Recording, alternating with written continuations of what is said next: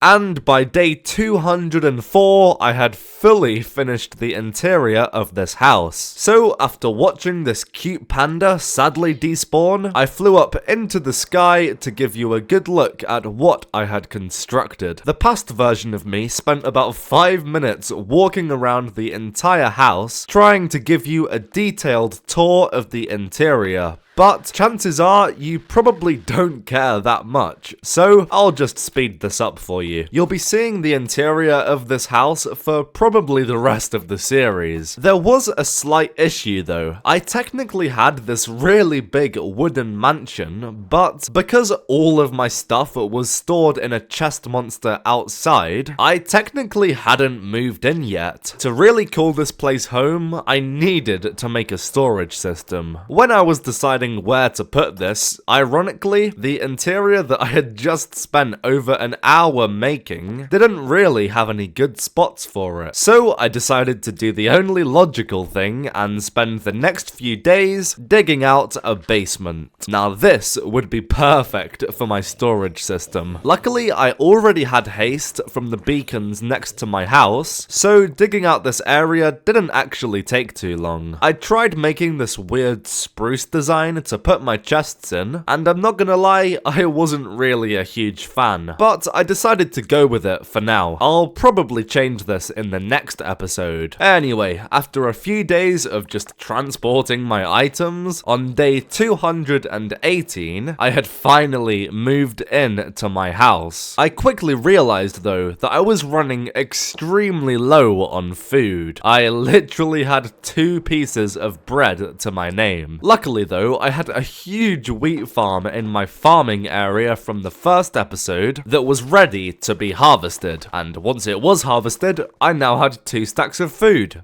Nice. Unfortunately though, I did have to witness the brutal murder of multiple cute pandas right outside of my house. What a shame. On day 220, it was time to begin working on the next goal of this video, to construct a gold farm. But first, I needed to collect the materials. The design I picked was by Silent Whisperer, and I had already built this exact farm on my Truly Bedrock series a few months ago, so I knew it was reliable. I pretty much had all of the materials in my storage system already, so I just had to spend a couple of days crafting. For some reason, I decided to complete a different goal before I build this farm, and that was to respawn and kill 19 more ender dragons to unlock all of the gateways. In order to respawn 19 ender dragons, you need to craft 36 end crystals, and if you didn't know, end crystals are made up of ghast tears,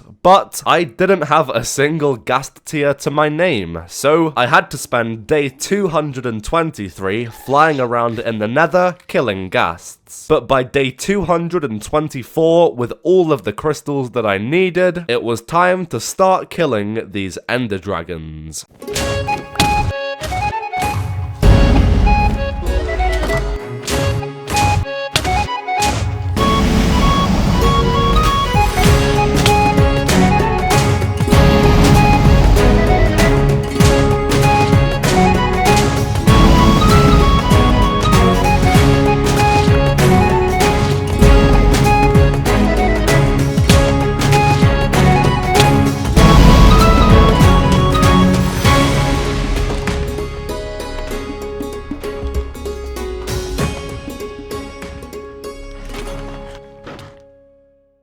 And just like that, on day 229, all of the ender dragons had been defeated. All done without any near-death experiences. Bedrock Edition has this really weird glitch where the second dragon you kill in your world will actually spawn a dragon egg, meaning that I now have 2 dragon eggs in my world, which, to be honest, is basically just a Bedrock Edition exclusive feature at this point, seeing as this bug has been a thing for years. I spent day 230 AFK at my creeper farm. This was because I had just ran out of firework rockets. Luckily, one day AFK at this farm solves that issue for now. Okay, you may be wondering, Smurf, what's next in this video? Are you gonna finally build that gold farm now? Well, dear viewer, for some reason, I didn't feel like it yet, so instead, we're gonna start working on another goal I had for this video, to completely mine all of the obsidian pillars. Like I already said in the intro, I don't particularly have a great reason for doing this, besides that it's gonna be fun, and the end will look very funny without these big pillars. But most importantly, I'll have a lifetime supply of obsidian, I guess. So without any further ado, let's get to work. And by day 257, I had mined all of the obsidian towers down to ground level. So after many hours of mining, I was about halfway there. But I needed a break from this, so after transporting my beacon back home, it was finally time to build this gold farm. I already had the materials from earlier, so please enjoy this construction montage.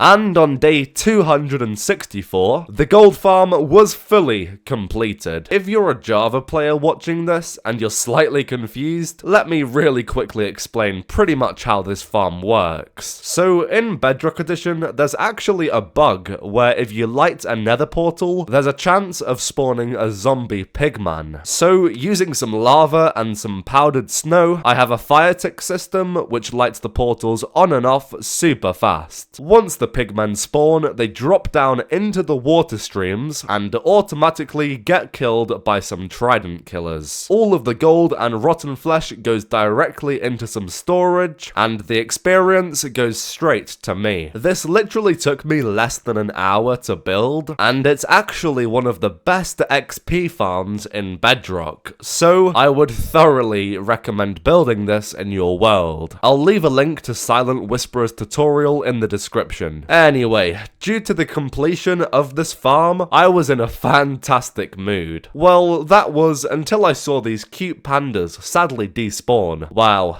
That really brought a tear to my eye. So, to show my respect to these cute pandas who were tragically no longer living, I had the idea to build a huge panda next to my house. All I would need for this is some concrete of a few different colours. I didn't have to worry about white dye, as I had a bunch of bones from digging up some fossils in the nether. And I didn't have to worry about black dye either, because I have a resource pack in my world that allows me to turn coal into black dye. If you're wanting to get this pack yourself, it's from bedrocktweaks.net. Anyway, after realizing that I didn't have to worry about gathering materials at all, it was time to build this panda. A few moments later. And after a few days of building, this huge panda was now in my world. This really is a dream come true. But then, I realized that I still had one goal left, and that was to finish mining these end pillars. Right now, I've got them down to surface level, but end pillars go all the way under the end island, so I've got some more work to do. With 27 days left, it was a race against the clock to finish this last goal, but somehow I managed to finish mining the last piece of obsidian on day 300, meaning that I had achieved all of the goals that I set myself for 300 days. Thank you so much for watching this video. If you enjoyed, please consider leaving a like and also subscribing to the channel, as I'm trying my best to reach 10,000 subscribers. Anyway, with all of that said, this was 300 days in Minecraft Bedrock Hardcore.